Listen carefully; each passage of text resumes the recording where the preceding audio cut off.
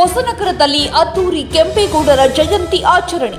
ತಾಲೂಕು ಆಡಳಿತದಿಂದ ಕೆಂಪೇಗೌಡರಿಗೆ ಗೌರವ ನಮನ. ತಹಶೀಲ್ದಾರ್ ಸಮ್ಮುಖದಲ್ಲಿ ನಡೆದ ಜಯಂತಿ ಕಾರ್ಯಕ್ರಮದಲ್ಲಿ ಗಣ್ಯರ ಭಾಗಿ. ಶಿವಮೊಗ್ಗ ಜಿಲ್ಲೆಯ ಹೊಸನಗರದಲ್ಲಿ ನಾಡಪ್ರಭು ಕೆಂಪೇಗೌಡ ಜಯಂತಿಯನ್ನ ತಾಲೂಕು ಆಡಳಿತದ ವತಿಯಿಂದ ಅದ್ದೂರಿಯಾಗಿ ಆಚರಿಸಲಾಯಿತು.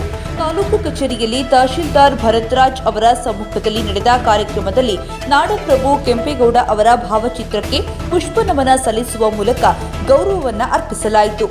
ಕಾರ್ಯಕ್ರಮದಲ್ಲಿ ಒಕ್ಕಲಿಗರ ಸಂಘದ ಅಧ್ಯಕ್ಷ ಹಾಲಿಗದ್ದೆ ಉಮೇಶ್, ಸರ್ಕಲ್ ಇನ್ಸ್ಪೆಕ್ಟರ್ ಗೌಡಪ್ಪಗೌಡ ಸೇರಿದಂತೆ ವಿವಿಧ ಇಲಾಖೆಗಳ ಅಧಿಕಾರಿಗಳು, ಸಂಘ ಸಂಸ್ಥೆಗಳ ಪದಾಧಿಕಾರಿಗಳು ಹಾಗೂ ಪ್ರಮುಖ ಗಣ್ಯರು ಭಾಗವಹಿಸಿದ್ರು.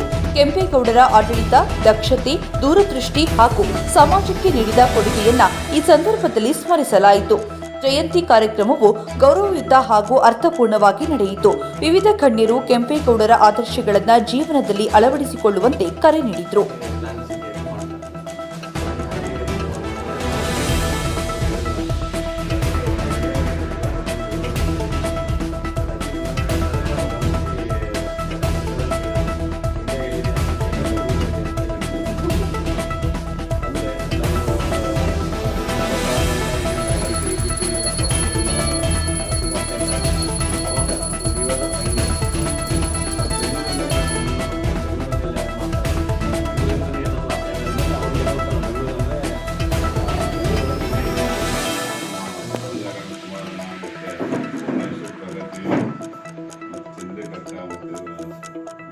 ಪುರುಷೋತ್ತಮ, ನಾಗೇಶ್ ಅಣ್ಣಪ್ಪ, ಶ್ರೀಧರ್ ಮತ್ತು ಈ ಕಾರ್ಯಕ್ರಮದ ಮುಖ್ಯ ರೂವಾರಿಗಳಾದಂಥ ತಹಸೀಲ್ದಾರ್ ಅವರಿಗೆ ನಮ್ಮ ತಾಲೂಕು ಒಕ್ಕಲಿಗರ ಸಂಘದಿಂದ ಹೃದಯಪೂರ್ವಕವಾದಂಥ ಸ್ವಾಗತವನ್ನು.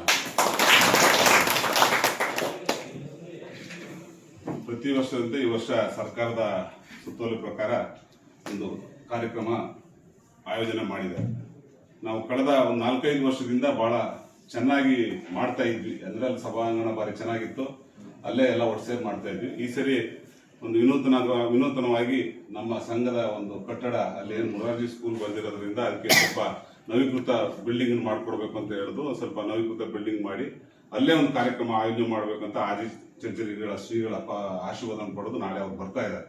ಅಲ್ಲೇ ನಮ್ಮ ಬಂಧುಗಳು ಪ್ರತಿಭಾ ಪುರಸ್ಕಾರ ಮತ್ತೆ ಸಾಧಕರಿಗೆ ಸನ್ಮಾನವನ್ನು ಇಟ್ಕೊಂಡಿದೆ. ಆ ಕಾರ್ಯಕ್ರಮಕ್ಕೂ ತಾವೆಲ್ಲರೂ ಬರಬೇಕು. ಕೆಂಪೇಗೌಡರ ಬಗ್ಗೆ ಹೇಳೋದಂದ್ರೆ ಅವರು ಬರೀ ಬೆಂಗಳೂರು ಮಾತ್ರ ಕಟ್ಟಿದ್ದಲ್ಲ, ಅವರ ಉದ್ದೇಶ ಏನಿತ್ತು ಅಂದ್ರೆ ಅಚ್ಚುಕಟ್ಟಾದಂತ ಜೀವನ. ಬೆಂಗಳೂರು ಎಷ್ಟು ಚೆನ್ನಾಗಿ ರಚನೆ ಮಾಡಿದ್ರೋ ಆ ಕಲ್ಪನೆಯಲ್ಲಿ ಯಾವ ತೋಟಗಾರಿಕೆ, ಯಾವ ಅಗ್ರಿಕಲ್ಚರ್ ಅಲ್ಲಿ ತೋಟ ಮಾಡೋದಾಗ್ಲಿ ಅಥವಾ ಮನೆ ಮಾಡೋದಾಗ್ಲಿ ಅಥವಾ ಒಂದು ಸಮಾಜದಲ್ಲಿ ಯಾವುದೇ ಕೆಲಸ ಮಾಡೋದಾದ್ರೂ ಕೂಡ ಒಂದು ರೀತಿ